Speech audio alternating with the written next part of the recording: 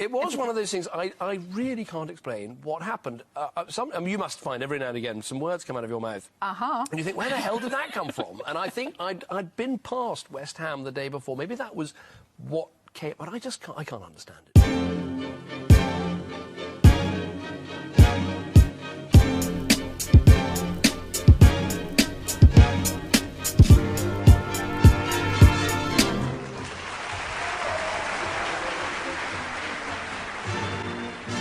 Welcome to episode 3 of the Gristle Digest, the podcast that nibbles reluctantly at the knotty bits of fat that bind together the week's news and gorges mercilessly on the views of its woefully misinformed presenters. Today is the 17th of April. My name is Oripsen and I'm joined by as always, by my good friend Paul Moss. How's it going, Paul? It is none too shabby. None Excellent. too shabby, mate. Glad to hear that. Top stories this week. The first one is Pope Francis kidnaps 12 Syrian migrants to the delight of onlookers. Arguably the coolest ecclesiastical figure since Judas Priest. Pope Francis added to his legions of friends and admirers this week by taking in 12 Syrian refugees from the Isle of Lesbos and taking them back with him to Vatican City. The 3,000 or so refugees camped on the Greek island face deportation if they are unable to claim asylum anywhere in Turkey or the EU. The impending humanitarian crisis has prompted EU and Turkish policymakers to drum up a migrant deal that roughly equates to the one-in, one-out-door policy of busy nightclubs, in that for every one Syrian returned to Turkey, one Syrian will be taken from Turkey by the EU. In the face of such cold-hearted realpolitik, the Pope told 3,000 Syrian migrants in Lesbos, "Do not lose hope. The greatest gift we can offer to one another is the gift of love." So, get in there, Popey. That's well all right, isn't it? Get in there, son. Right. Yeah. So, what a boy. Next story is Brexit blitz beckons as Boris badmouths Bullingdon buddy Cameron. The Brexit debate, and it's a lot of B's in this one, I've got to be honest with you. It is. We're taking a beeline on this. It doesn't stop there. The Brexit debate entered the blitz phase as bumbling, bombastic bombshell Boris Johnson slammed the Prime Minister and former bully bum buddy Dave Cameron, accusing him of shamefully scaring voters into choosing to remain in the EU. Not content with simply creating a rift in his own party, government, Boris went transatlantic in his divisiveness by also panning Obama, labelling him a hypocrite in his support of the staying campaign. Johnson claimed that the US would never dream of sharing sovereignty in the way the UK had done. In response to Johnson's criticism of White House overreach, the White House kindly offered to provide another opinion on the matter, but stressed it was really up to the UK voters. Thanks for that, White House. That's good of them, isn't it? Yeah, exactly. Final story is Brazilian president shocks no one by claiming that supporters of her impeachment are in fact bad people. Brazilian President Dilma Rousseff has claimed that the supporters of her impeachment are in fact protectors of the corrupt as the political turmoil in the South American nation rumbles on for another week. Although many of the lawmakers supporting her impeachment are facing corruption charges, Rousseff herself has been accused of accounts manipulation in the run-up to her 2014 election victory. Thousands of protesters, both for and against impeachment, have flocked to the capital, Brasilia, adding to the growing pressure on the beleaguered president. A flailing economy, corruption charges against pretty much anyone in public office who has a pulse, and now an impeachment debate. The upcoming weeks look set to be more painful for the Brazilian president than, well, a Brazilian. And that's this week's stories, Paul. So, dear oh dear. If we start with old Popey. What a week. What a week. What a week. 7 days and all that's happened. Exactly that. So, first story, Pope. Another good week for the Pope. What a guy. I'm no fan of the Catholic Church. Because, I just want to make that perfectly clear. I'm not, nothing against them apart from all of the shit they've done, which is a lot of stuff. So actually, a lot of stuff against them. But Francis... changing it around, great PR. PR. They had, what's his name, Palpatine the Fourth last time round. I mean, Ratzenberger. He wasn't as cool as Francis. He wasn't. Francis is kind of, raising the heights of coolness and for and popes I understand he rides a motorcycle and can play electric guitar. And he used to play basketball. Oh, and he loves football. lad. And he washed the feet of AIDS patients or something like that. I'm not sure why he did that. I mean, I'm guessing, you know, they had dirty feet or something. You know, yeah. I guess it was sorry for the bad contraceptive advice. Exactly. Here, have a foot wash. It's some kind of equivalence. The same. Sorts. Yeah. It's the same. And also he has spoken up against child abuse. Yeah, he's a great guy. I got, you know, but yeah, jokes aside, he doesn't play for the best team. He's got a few kind of like Bernie Sanders kind of facts about him. So I think he flies economy class, or he flew when he got, you know, made the Pope.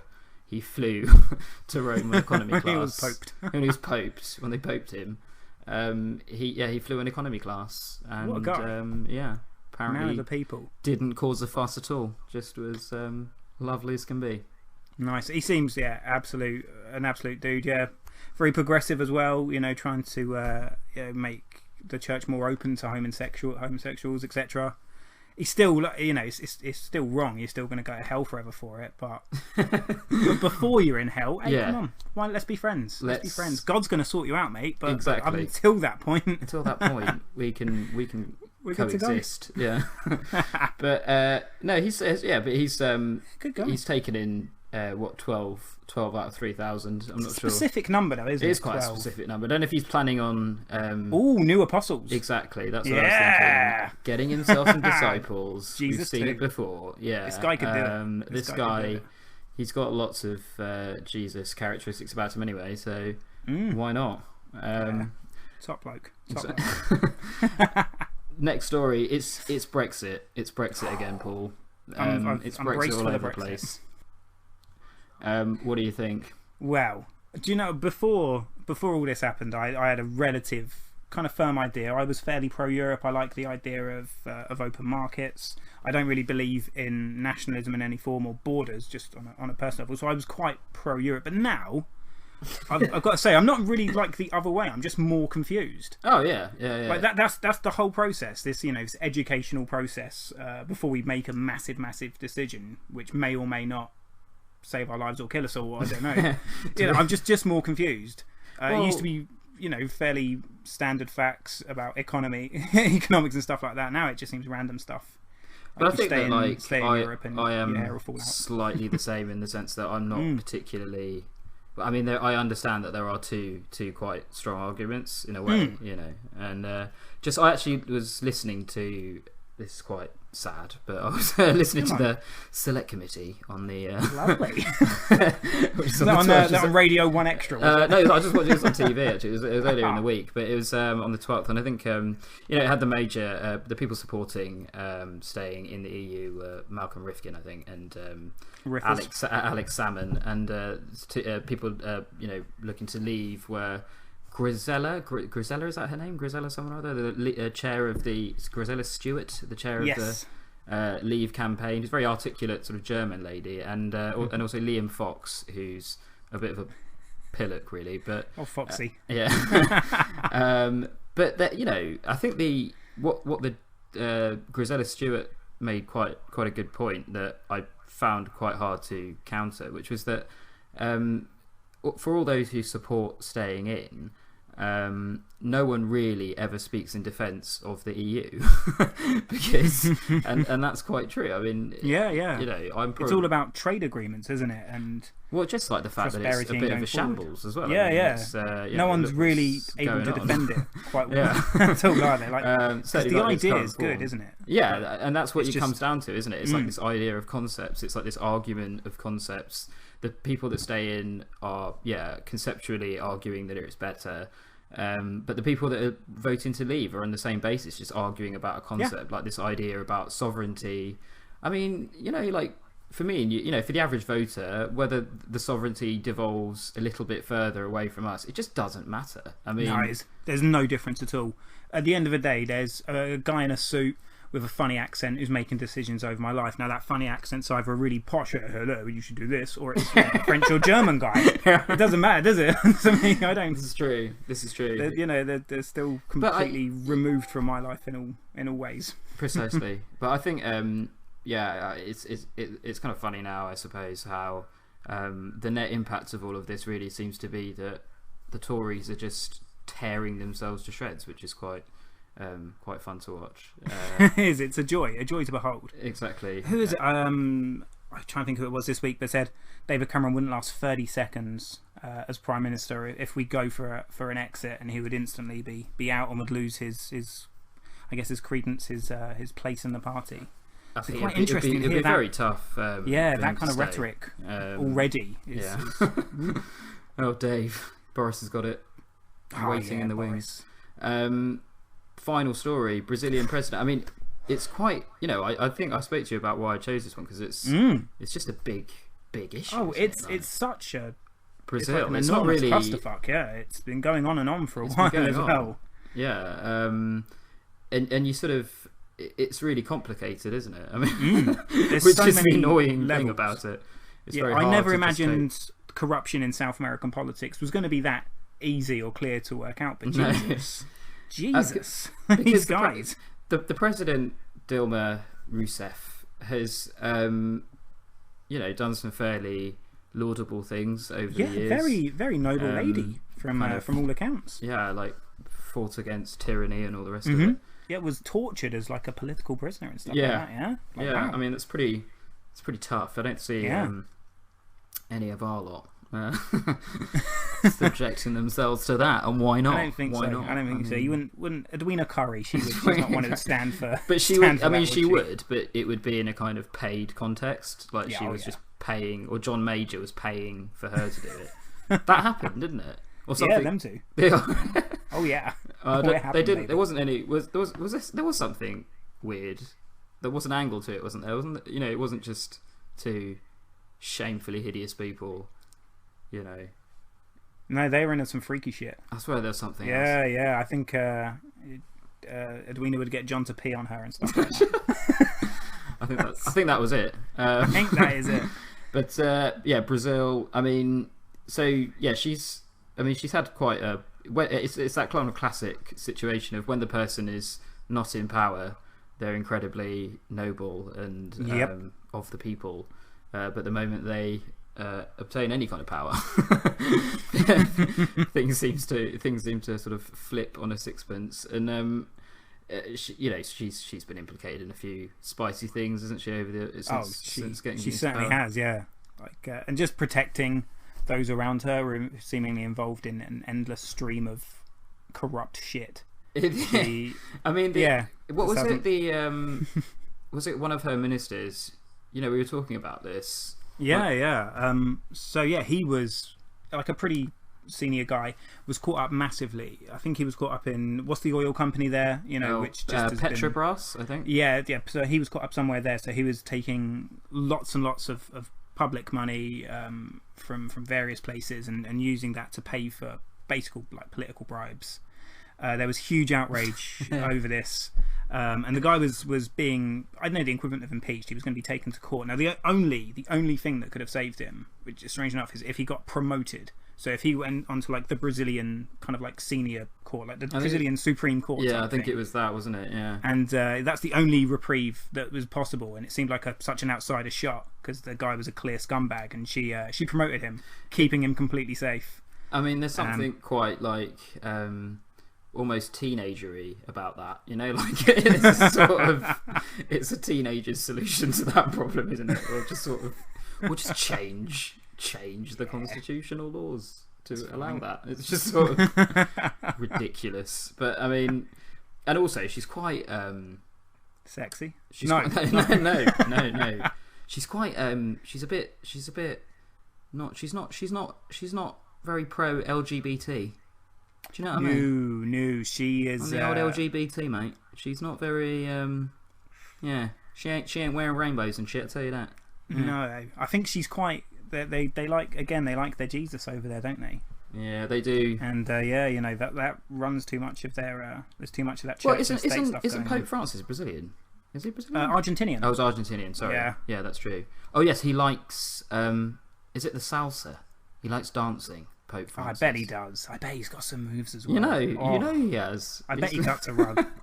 The basketball playing salsa dancing Pope. You know he's got moves. Yeah, he was a bouncer at a nightclub. That's an actual fact. So he's probably at the door learning some moves. Exactly, busting out moves. Yeah, before busting up fights. Just driving off on his motorcycle to play guitar and save Syrian refugees. What a fucking guy! What a guy! What a guy! I mean, it's a long shot, and I'm not sure that there's really a nexus, but he's the guy Brazil needs. Yeah, he is. He genuinely is. Because you know the really fucking scary thing about Brazil? They've got an Olympics in like 3 months' time. That's such a good point. They've got an actual Olympics going on. Do you remember 2012? It was from 2007 when we won it until now. Even we're still hearing the echo of 2012. Like that was an enormous, huge, gigantic push. Could you imagine all of that going on, and at the same time Dave Cameron being like Nat's hair from impeachment and possible imprisonment? Like Jesus. Oh my goodness. I mean, poor Brazil. God. I'll tell you what would happen if that had happened. The tubes would have been a fucking nightmare. So that's the top stories for this week.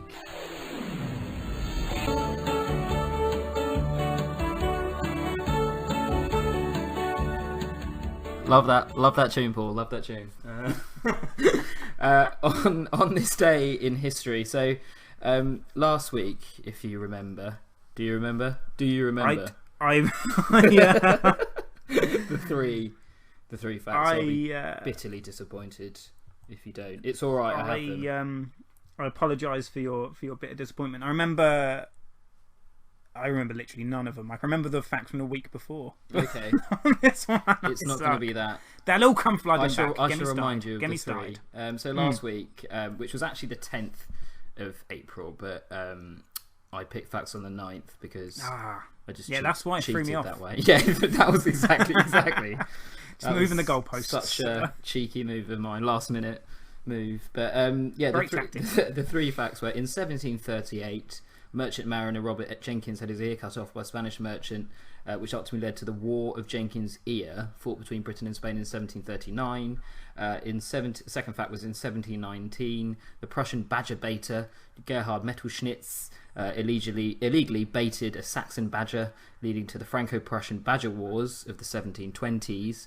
And the last fact was Lancastrian peasant, this was your favourite, William Batty, had his stomach sliced by a local justice of the peace. Oh, the Batty is flooding back now. Which led to the Batty Belly riots of the same year. I do remember well. If I remember correctly as well, my inherent xenophobia / racism instantly pointed me in the direction of the Spaniards. This is right. Don't trust them. This is right. Definitely. And if that's not true, then that definitely did happen anyway. Well, you are in fact correct, Paul. It was in 1738. There was an incident which led to Britain and Spain fighting the War of Jenkins' Ear. They fought a war over a man's fucking ear, man. That's amazing. I mean, that is. Oh, some people. That's nuts. But it does, to some extent, prove that not all xenophobia is without base. Don't trust the Spaniards. Well, I just, from a slightly, let's taking a step back. I don't trust it. I don't trust either of the people that get into war. I mean, a war. A war. Actual war. Well, I mean, there comes a level where it becomes like above I don't know what they are, like scrap. Exactly. Skirmish, battle, war. Scrap, like war's fight. the top one, isn't it? It's like, you've won the battle, but not the war. Like the war's. I mean, a war. I mean, at least 100 people have to die for it to be a war? Is there an official death? I don't know. Presumably more needs to be slain than one merchant's ear, I would imagine. Yeah. But they just didn't have cost-benefit analysis back in those days. They didn't. It was on emotion, wasn't it? It was on emotion. Perhaps he had great ears. Perhaps he was the Spanish Gary Lineker or something. His ears were a national. Oh no, this chap was English. He was English. Perhaps he was the English Gary Lineker. Yeah, the English Gary Lineker, and a merchant who was probably using dodgy tactics, cut his ear off. But anyway, this week's facts, which is this being the 17th of April. So this week I've focused, I've given a theme to the facts, Nice. if such a theme is needed. They are, mammoth sporting contests. Ooh. That are for no reason, it would seem, and you'll see why. In 1875, English tennis player Henry Cadogan played Frank Denby of Canada in a match lasting 16 sets, which was eventually called a draw. In 1860, English boxer Tom Sayers fought John Heenan of the USA in a match lasting 37 rounds, which was eventually also called a draw. Or in 1811, Kent played Sussex in a timeless cricket match which lasted 12 days before also ending in a draw. So, wow. Which one of those gargantuan wastes of time actually happened? Now, I'm not going to beat around the bush too much on this one. I don't think it's the boxing one. I don't know why. It just doesn't sit right with me. It doesn't sit right now. I'm not going to go for the other one. I'm going to go for cricket. You're going for the cricket? Yeah, because I do know that they used to have unlimited test matches. Like, there weren't just 5-day test matches. And my dad loves this story from an England match when we played South Africa in like 1911 or something. And it didn't reach an end. And the only reason it ended and they called it a draw was because the England players had to catch a boat back to England. Otherwise, they would have been stuck in South Africa. You see, that's my kind of cricket match. Yeah. I love a bit of that. Love a bit of that. That should be it. Just play. Just blocking. Just blocking for like 2 days. Nothing but dots. Beautiful. Yeah. So, yeah, it's either tennis, boxing, or cricket. That's it, tennis. I'm going to go with the cricket. Cricket. So, answers next week.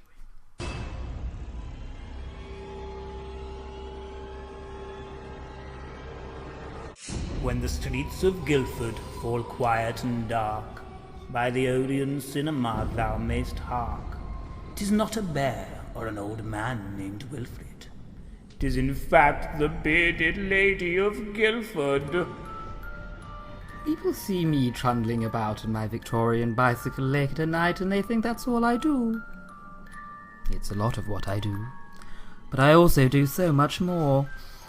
This week I convinced Vladimir Putin to apologize over the Panama Papers. I fined a Papa Cisse for speeding, and I made a shoe rack from reclaimed wood I found in a graveyard. How many bearded ladies do you know that can do all that?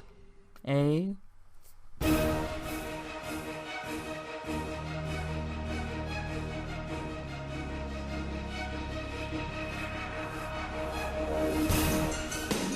The Moss Report. This week's report focuses around the Secretary of State of Culture, Media and Sport, the Right Honourable John Whittingdale, MP and OBE. Whittingdale has had more than a 20-year run in Westminster, holding a number of top roles for shadow and actual cabinets alike.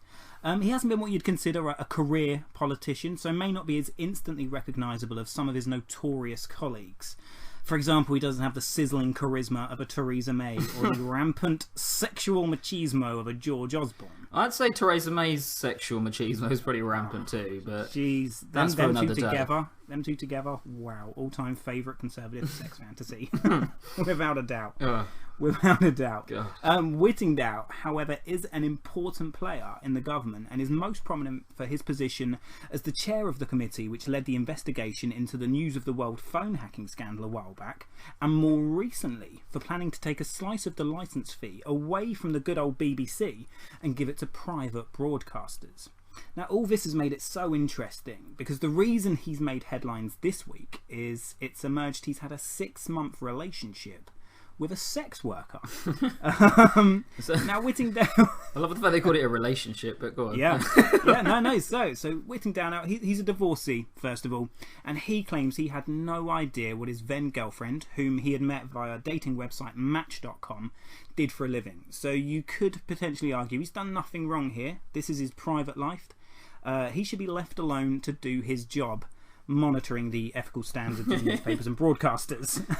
Good man. Now, I would be slightly inclined to agree here, but I don't believe for a second he had no idea what she did for a living. I find it very hard to imagine that in 6 months the topic of work never came up once over dinner. Yeah, I mean, Surely, when they got into the bedroom, you know, he's like, "Where'd you learn that?" She's like, "Never you mind." Well, presumably, she spent her days in kind of roadsides and short skirts and low-cut tops. So maybe he just assumed she was a really sexy lollipop lady. Possibly. We don't know. Now, Possibly. I could have believed Whittingdale's naivety if it were not also for the fact that today it emerged he was cheating on his sex worker girlfriend with a soft porn actress. This is amazing. This is amazing. So, a prostitute and a porn star. Now, he either has a massive soft spot for attractive women with low self-esteem and daddy issues, and has performed some of the unluckiest right swipes in Tinder history, or he's a bit of an old sex pest. Now, either way, I can't say I'm too interested. But the way this story has broken has actually become slightly bigger than the story itself. Whittingdale's affair, shall I say, was broken by BBC's Newsnight programme, but completely ignored to begin with by the majority of the big newspapers, who have all since claimed that this is a story with little to no public interest, and that as a public broadcaster, the BBC should be the benchmark for ethics surrounding privacy, so shouldn't run with such a grubby and sordid tale.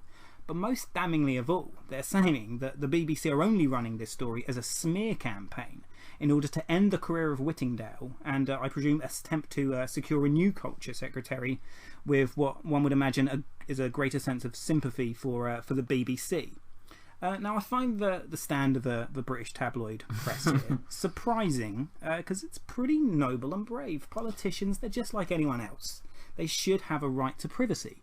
And although it's as greasy as a mechanic's fried breakfast, this is a divorced bureaucrat in his 50s. He should be as free as the next man to strike up relationships with as many porn stars and sex workers as he likes. To think how a person gets their sexual kicks is in any way indicative of their capacity to run a state department is it's a little bit old-fashioned. I mean, if we have no kinky politicians, we have no JFK, no Churchill, no Clinton, no Jefferson, no Major, no Wellington, we basically have no politicians at all.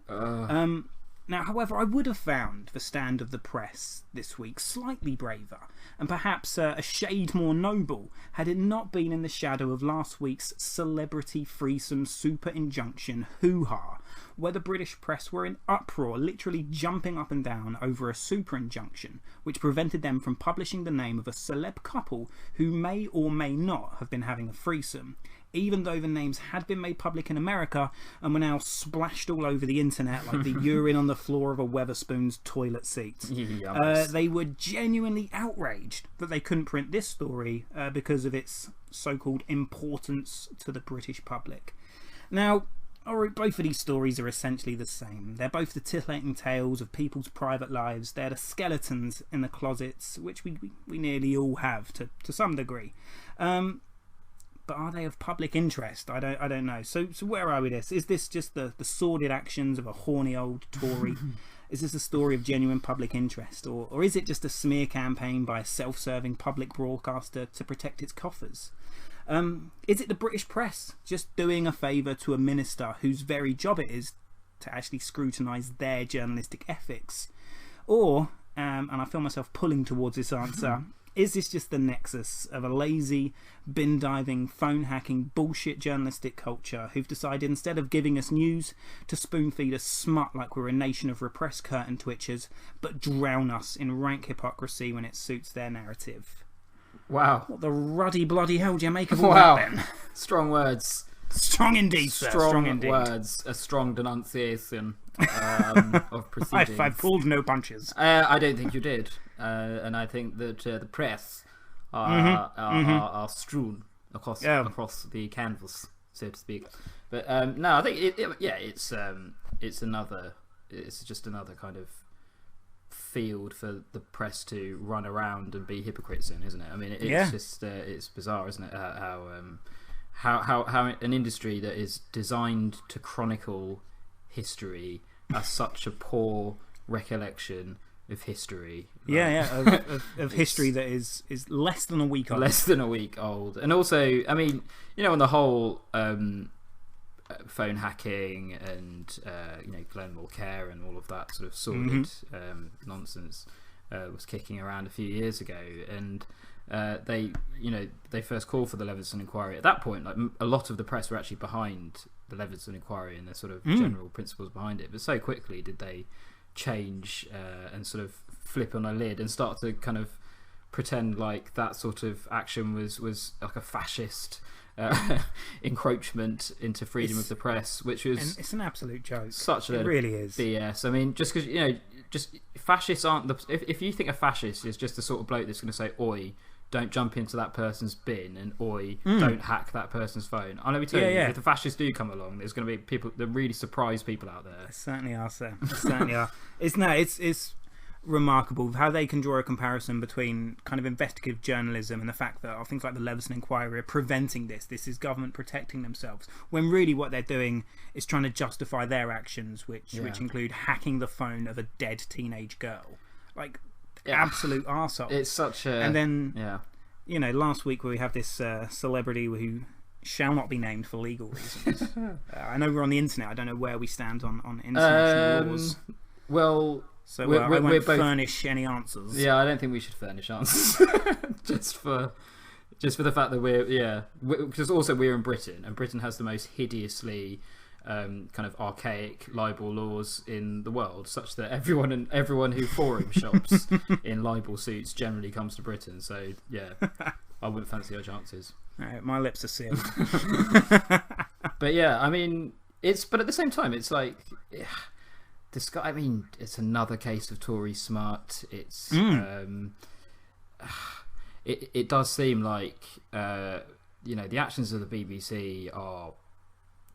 I mean, the actions of everyone in this are pretty questionable. Yeah, no one comes off. There's no one who you can say their actions aren't entirely self-serving under the circumstances. That was the beauty of the story that took me, is when you get this many arseholes together. Yeah. There's no matter which way you kind of dissect this, no one kind of looks good. And that, as a metaphor, actually stands. If you just got a lot of arseholes together, no matter which way you dissected that, it would look like an arsehole. You just get an arsehole. That's what you get. That's it. So accurate in that sense.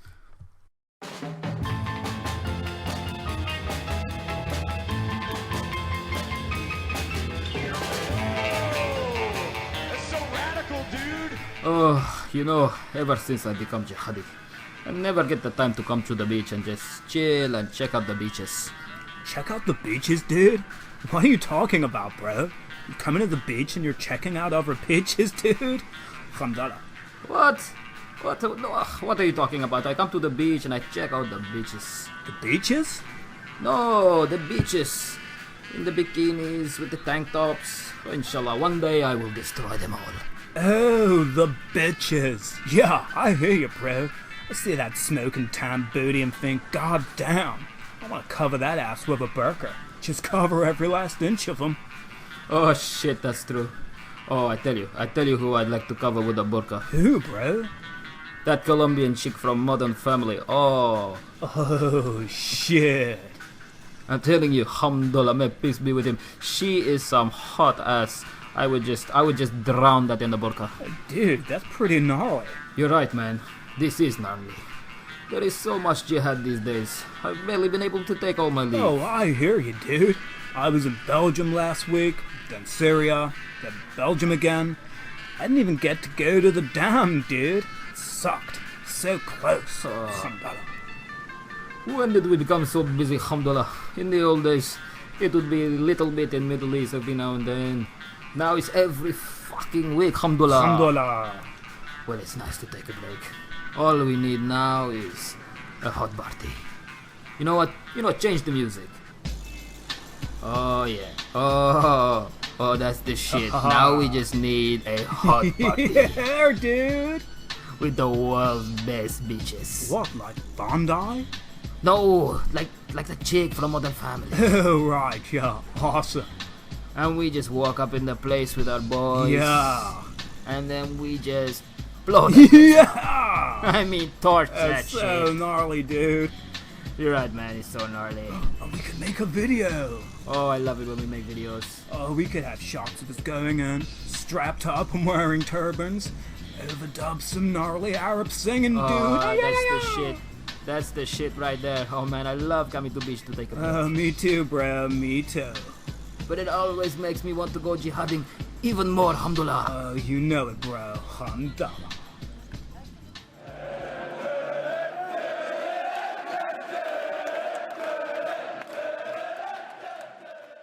Sports this week, and douchebag sportsman of the week this week, Paul, is the mercurial England batsman and perennial ECB anus itch, Kevin Pietersen, who came out this week saying he would consider playing for his native South Africa.